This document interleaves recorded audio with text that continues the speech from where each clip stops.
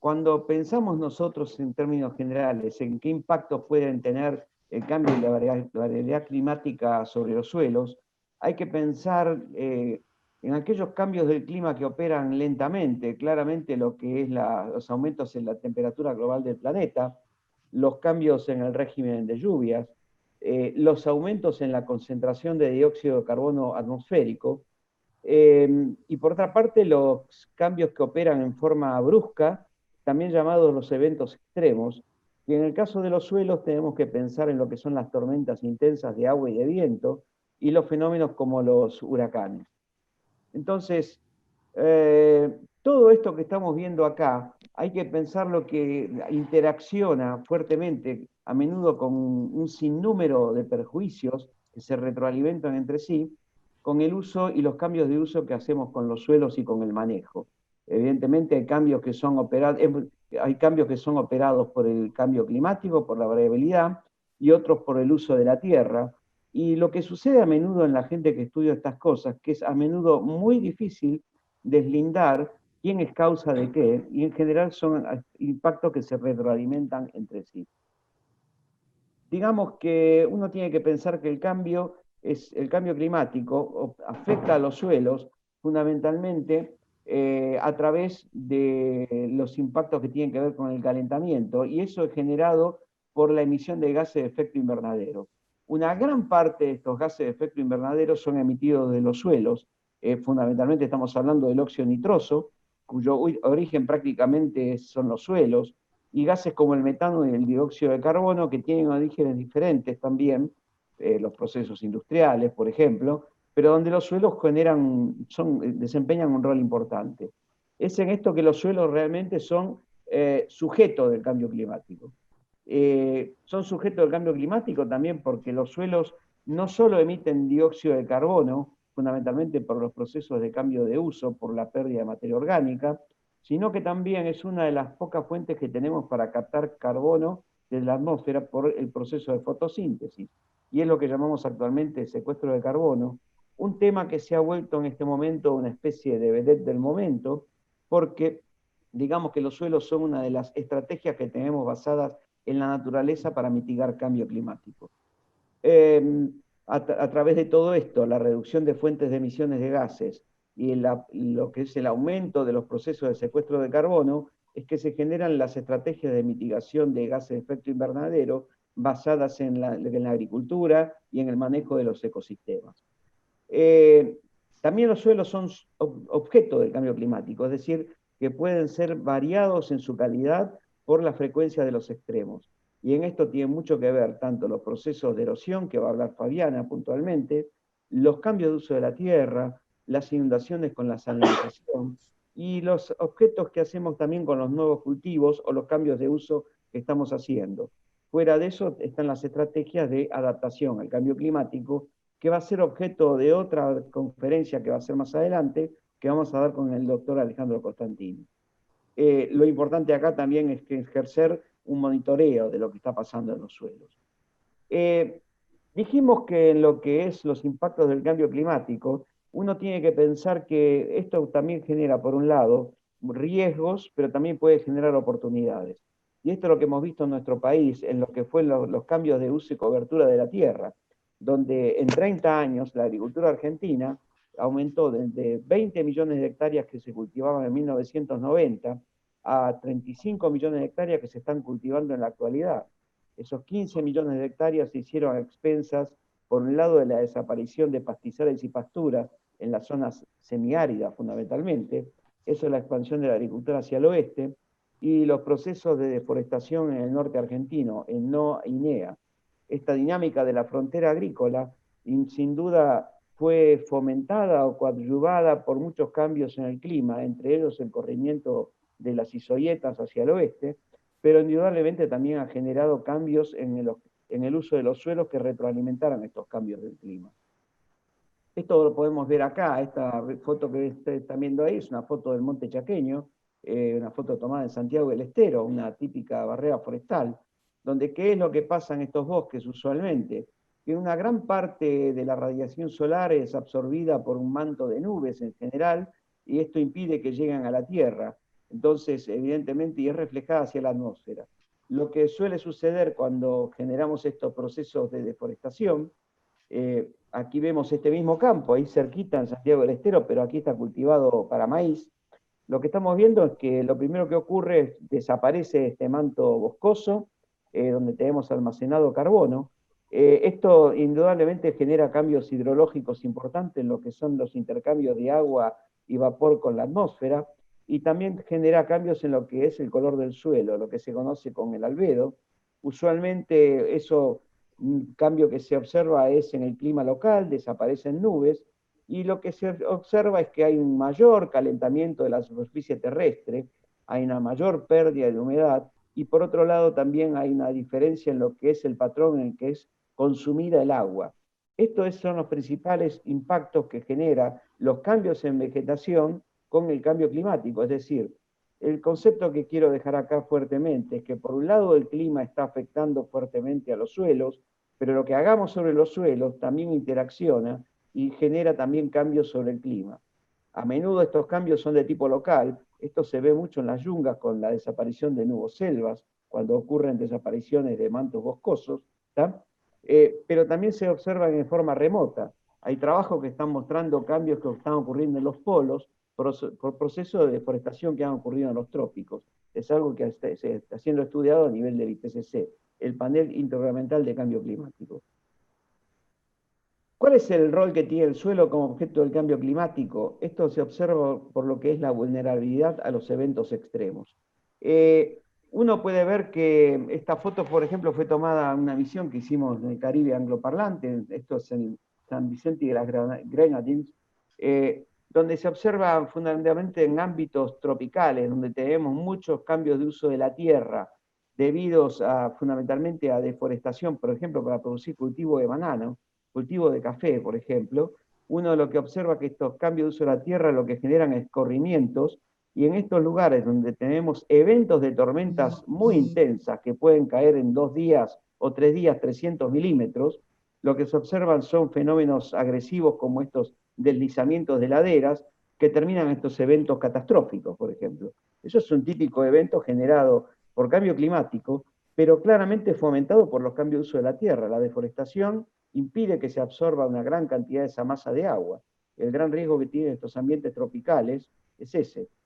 ¿Está la Argentina exenta de esto? No, de ninguna manera. Quienes están en el NOA o en el NEA saben perfectamente esto que ha ocurrido en el Tartagal, donde estos deslizamientos han generado catástrofes en poblaciones, o si vamos a todo lo que es la zona central argentina en Sierra de Córdoba, también se ha observado esto. ¿Qué otro evento fundamental ocurre acá? Bueno, lo más conocido por todos nosotros, lo que están viendo ustedes acá, los procesos de pérdida de suelo superficial por erosión hídrica, algo que luego Fabiana va a mostrar un ejercicio que ha hecho ella con la ecuación de pérdida de suelo y qué posibilidad hay de que esto cambie con escenarios futuros. Digamos que esto está muy fomentado por lluvias concentradas y tormentas que fomentan la pérdida de suelo por erosión, pero también por sistemas de erosión poco sustentables. Esta foto tomada en el partido de Arrecifes, en lo que es centro de la región pampeana, de la Pampa húmeda, está mostrando un lote cultivado con soja, con siembra directa. Y muchos dicen con siembra directa controlamos erosión. Bueno, este señor hizo siembra directa, pero no solo con mucho cultivo de soja, pero también sembrado a favor de la pendiente. La consecuencia está a la vista, una hermosa cárcava.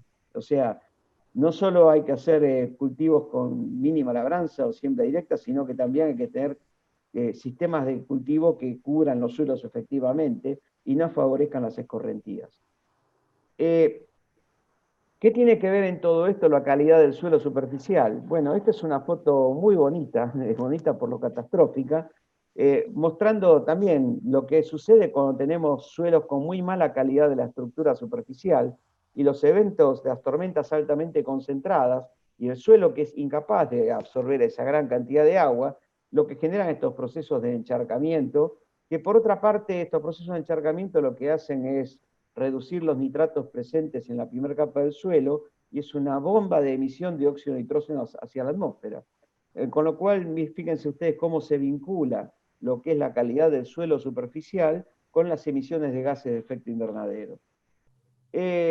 El otro impacto importante que generan estos eventos extremos de lluvias concentradas son las inundaciones.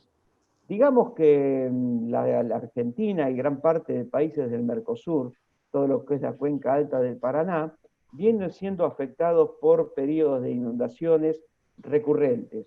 Muchas de estas inundaciones están derivadas de lo que es la variabilidad propia del clima, del fenómeno niño-niña, donde lo que es el hemisferio sur de América, los fenómenos niños que coinciden con elevadas temperaturas en la costa del mar, en la costa del Pacífico Sur, coinciden con una generación de centros anticiclónicos en el continente y elevadas lluvias. Estas elevadas lluvias suelen darse en forma muy concentrada y se dan fenómenos como estos. Entonces, por lo menos en lo que es la Argentina, se ha dado un debate muy fuerte sobre si estas inundaciones que han aquejado a la Argentina, sin ir más lejos, durante 2016 y 2017, aunque también en el año 2011 y 2001, si esto se debía exclusivamente a que llovía mucho.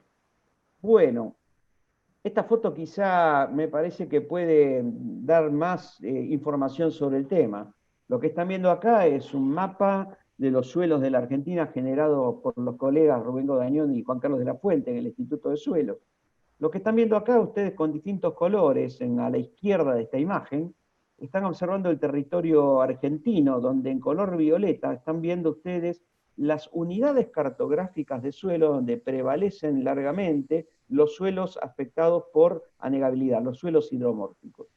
Fíjense ustedes, simplemente sin entrar mucho en detalle, como enormes millones de hectáreas de la región pampeana y del norte argentino tienen una concentración, una cantidad de suelos hidromórficos que supera el 70%. Es decir, que yo lo que quiero decir con esto es que una enorme cantidad de nuestros suelos pertenecen a una planicie anegable con muy baja dificultad para derivar los excedentes hídricos. Entonces, la otra pregunta es, ¿qué hacemos nosotros sobre ese mismo territorio? Bueno, si uno lo compara con esto, están viendo un trabajo de la revista Ciencia Hoy, donde simplemente ya esto se hizo el año 2005, se publicó. Ni hablemos de lo que pasó después. Lo que están viendo en color rojo son los lugares donde hubo mayor incidencia de cambios de uso de la tierra. Entonces, fíjense ustedes como muchos de estos lugares, como el centro de Córdoba, pertenece a la llanura central pampeana, como el oeste bonaerense, están precisamente en lugares donde tenemos una gran cantidad de suelos hidromórficos. Es decir, un mensaje fuerte que me gustaría dar acá es que una gran cantidad de la expansión de la agricultura que se dio en los últimos 30 años, no digo toda, por un lado se hizo a través de desaparición de pasturas, por otro lado desaparición de bosques y de montes, pero también se hicieron sobre suelos que realmente nosotros los que trabajamos en edafología vemos que tienen una tendencia fuerte a sufrir estos temas. Le encontramos rasgos moteados, concreciones, capa freática alta, que nos indican que las inundaciones no se deben solamente a que llueve mucho, se debe a que también estamos realmente cultivando en lugares que tienen riesgo. ¿Por qué tienen riesgo estos lugares? Bueno, fundamentalmente tienen riesgo porque no solo es importante el tema de saber que las elevadas lluvias, sino que las inundaciones también se deben a qué ha pasado ahí con el manejo que hacemos sobre los suelos. Fíjense, yo les acabo de mencionar que muchos de estos lugares que se han inundado con fuertes lluvias son lugares que sufrieron deforestación, lugares donde había pasturas de base alfalfa, pasturas perennes, y donde toda el agua que caía era consumida. Eso se reemplazó a menudo por cultivos como soja, no es que la soja sea el único culpable, o como maíz solo, que a lo sumo consumen de los 1.200 milímetros de agua que caen, consumen la mitad. ¿Dónde va el resto? Bueno, va a las napas freáticas que se elevan y eso es lo que genera una gran cantidad de las inundaciones. Entonces lleva a este gráfico donde claramente las inundaciones no solo se deben a los cambios del clima, sino también a los cambios de uso de la tierra, es decir, dónde estamos realmente cultivando, a la cantidad de tipos de cultivos en la rotación, y que también hay otro tema acá, tiene mucho que ver con qué pasa aguas arriba. Es decir, no solo me interesa saber cómo manejo mi campo, sino qué hace el vecino que está aguas arriba. Si el vecino que está aguas arriba está en áreas dependientes y larga toda el agua a lo que está aguas abajo, evidentemente vamos a tener un problema. Es lo que se llama procesos integrados a nivel de cuencas hidrológicas. Esto es un dibujito bastante lindo de Esteban Jovalli que salió en la revista Ecología Austral hace unos años, donde se ve muy esquemáticamente qué es lo que pasa. En el norte argentino, donde había bosques, se lo están viendo ahí, en general estos suelos de Santiago del Estero, de Salta, muchos de ellos, se caracterizaban por tener napas muy profundas y donde la vegetación está boscosa, que es un monte realmente de parque chaqueño, está en equilibrio con las precipitaciones, con su evapotranspiración, y en general estos suelos tenían un manto salino profundo. La deforestación que ha ocurrido acá, no menos de 5 millones de hectáreas, lo que ha generado ahí fundamentalmente es un cambio en los patrones de evapotranspiración, con lo cual lo que generó es una recarga de los acuíferos que se han elevado, han disuelto esos mantos de agua profundos, y a menudo lo que ha sucedido es que estas napas aparecieron en superficie en las partes bajas. Esto es lo que aparece muchas veces en Santiago del Estero, en el Chaco, por ejemplo, amplias áreas anegables, donde estos a veces se entroncan con todos los bajos que agarran con los bajos submeridionales del sur del Chaco y norte de Santa Fe, en esos bajos que mucha gente está cambiando uso de la tierra para hacer algodón, por dar un ejemplo. Eso a menudo disolvió mantos salinos y no muy frecuentemente esto se relaciona con otro proceso asociado, derivado del deterioro del suelo por el cambio del clima y el mal uso de la tierra, que son los procesos de salinización superficial. Entonces, señalando esto, el cambio de vegetación perenne, lo que genera es un cambio en el patrón de evapotranspiración, recargo de acuíferos y generación de ascensos freáticos. Lo otro que se relaciona con esto es la calidad del suelo superficial, es decir, que no es lo mismo que un suelo que haya pastura, que haya mucha vegetación de gramíneas. Las gramíneas con sus raíces son bioporos importantes que favorecen la entrada de agua en los suelos, con cuando hacemos soja en monocultivo. Los monocultivos de soja que hasta el año 2015 ocupaban, digamos, el 50 o 60% del área sembrada argentina, luego eso disminuyó y hubo más incidencia de trigo y de maíz, lo que generan es pocos bioporos y suelos como lo que están viendo ustedes acá. Fíjense ustedes, porosidades, suelos sin porosidad, muy masivos, con una estructura muy de tipo planar en forma de un hojaldre, que no favorece la entrada de agua a los suelos. Comparen esto con lo que ven acá, un suelo con gramíneas, lleno de lombrices, de bioporos, donde simplemente eso es una esponja que favorece la entrada de agua en los suelos. Un suelo como el que ven a la izquierda favorece esa foto que les mostré antes, que me había facilitado mi amigo Beto Quiroga en Anguil, mostrando un encharcamiento terrible. Entonces, resumiendo, este mensaje que quiero dar es que no es solo que está lloviendo más, que es algo de perogrullo y a menudo con lluvias muy concentradas, sino que lo que hacemos sobre los suelos importa y mucho. Que desaparezca la vegetación perenne o que hagamos poca incidencia, rotaciones poco intensas o con pocas gramíneas, también incide mucho en que los suelos terminen inundándose. Bueno, ¿cuáles son las consecuencias post-inundaciones? Bueno, que haya inundaciones o secas en los años niñas se relaciona con el tipo de suelos predominantes. Vamos a ver que hay distintos tipos de inundaciones en función que se originen por agua subterránea o por agua de lluvia. Y esto se relaciona con la presencia o no de un subsuelo arcilloso poco permeable. Algo que los que trabajamos en suelo llamamos el BT, el horizonte argílico, si tiene sodio, horizonte nátrico. Entonces vamos a ver que los suelos en general de la zona central del país se caracterizan en términos muy generales por ser más arenosos, y en general esas arenas no impiden que asciendan las napas freáticas. ¿Tá? En esos suelos, entonces, donde no hay ascenso confinado de agua freática, a menudo nos encontramos con que en épocas de lluvias y con que desaparecen pasturas, ascienden las napas, esas napas están cargadas de sales, y aparecen fotos como las que vemos ahí. Esta está tomada en el sur de Santa Fe, en Santi Espíritu, por ejemplo, ¿está? Cerca del Agulaye, es todo eso. Fíjense, esos mantos de sales, eso es cloruro de sodio. En cambio, todo lo que es la zona más oriental de las regiones pampeanas y lo que es si nos pasamos acerca de Uruguay, nos encontramos con la mayor parte de los suelos, si no todos, tienen un horizonte arcilloso, en general de más lenta permeabilidad. En muchos bajos este horizonte de sodio, con lo cual tiende a ser bastante poco permeable, y que actúa confinando los ascensos de las napas freáticas. que no pasan ese fondo de ese horizonte. Con lo cual lo que a veces vemos como inundación no es más que una fenomenal napa colgante de agua de lluvia, poco salina. ¿Tá? Entonces son suelos de este tipo, donde esa napa en general no logra llegar a acceder a la superficie de los suelos. En general vemos entonces que son dos diferentes tipos de inundaciones que hay que tener, que hay que realmente considerarlas. Resumiendo entonces, ¿cuál es la calidad del agua de inundación? Puede ser de agua de lluvia o de agua subterránea.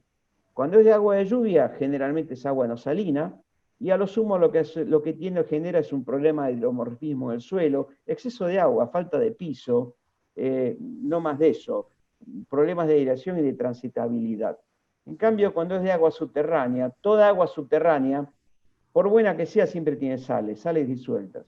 En general estas sales pueden ser carbonatos, bicarbonatos, y en general al haber sales ya genera problemas asociados al hidromorfismo y al alomorfismo de los suelos, por exceso de sodio y de sales y de sodio intercambiable. Es decir, son dos problemas muy distintos que hay que aprender a diferenciarlos porque el manejo que se hace de los suelos es muy diferente.